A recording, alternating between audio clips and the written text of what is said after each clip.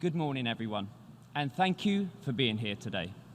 My name is David Beckham, and this is not my usual day at the office, so please bear with me. For almost 15 years, I have worked with UNICEF as a global goodwill ambassador, supporting their work for children around the world.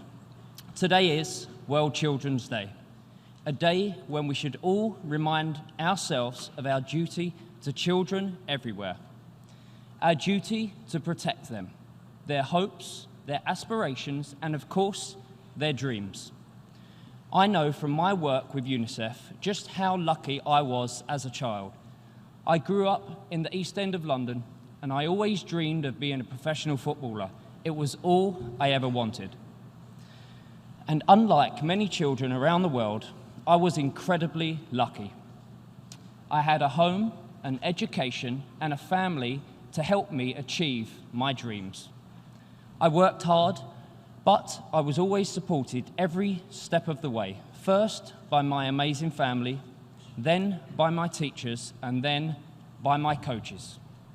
From a very young age, I had people in my corner who believed in me, who wanted me to succeed, and who helped me reach my goals.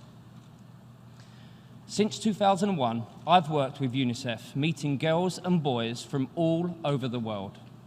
Children much less fortunate than that boy from the East End of London. Children hungry and sick. Children living through wars. Children who lost their parents in earthquakes and floods. Girls and boys with different stories and backgrounds from my own. But, like all children, they have one thing in common. They have ambitions and they have dreams for a better future. I have travelled to many places around the world with UNICEF and heard firsthand from children who are calling out for change. Like the children I met in Indonesia who dream of a school with no bullying.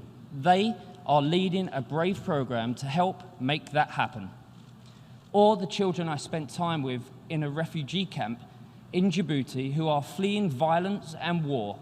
They dream that one day they will be able to return home to live in peace.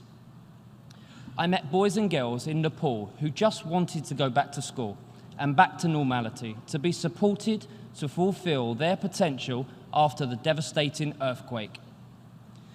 I heard from young people in South Africa and Swaziland who deserve to grow up free from diseases like HIV. And I thought of my own kids and watching them play without a care in the world when I met children in Cambodia. They, like all children, just want to feel safe and protected. I've seen for myself how UNICEF is helping to make the changes that children need to see in the world by delivering health services, nutrition, water and sanitation, plus education. All of the ingredients that children need to grow up healthy and happy and to unlock their full potential. But we know that much more work needs to be done.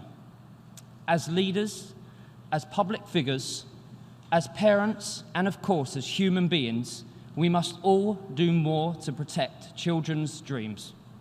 Because the future doesn't belong to us, it belongs to children.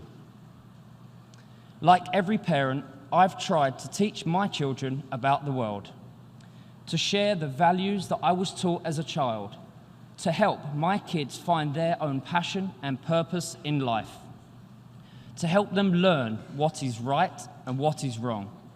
But I also know that every single day, our children are teaching us.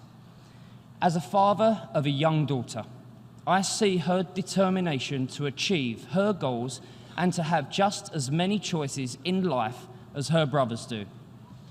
I see her being inspired by young women speaking out for change. I hear her passion about the need to protect our planet for the future.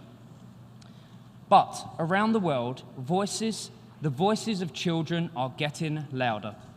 They are calling for better health, a visit to a doctor, a simple vaccination against diseases, a plate of food and clean water to drink. They are calling for a seat in the classroom, and the loudest voices are coming from girls. They just want the same opportunities as boys to learn and develop. Young people are calling for a planet that can support them and future generations, where our resources are sustainable and our environment is protected. And they are calling for peace, for an end to violence, an end to war, an end to the political and cultural divisions that destroy communities, tear families apart, and endanger children's lives every single day. As we mark the 30th anniversary of the Convention on the Rights of the Child, we must ask ourselves, are we listening? As adults, are we humble enough?